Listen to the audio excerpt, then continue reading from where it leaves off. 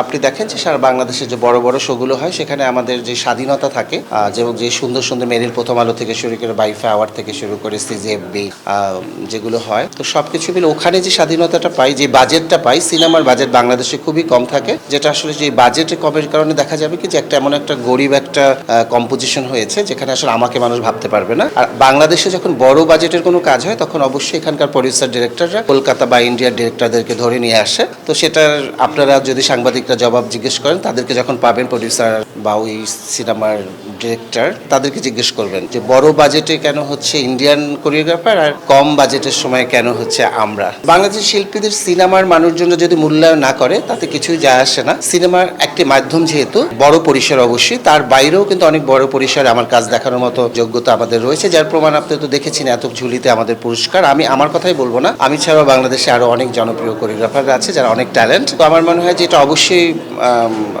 তাদের দৃষ্টি দেওয়া উচিত, আমাদের উপরেও অনেক সময় চাপিয়ে দেওয়া হোক যে এই কাজটা তোমাদেরকে, এই বিগ বাজারের কাজটা তোমাদেরকে দিলাম এবং তোমরা দেখিয়ে দাও।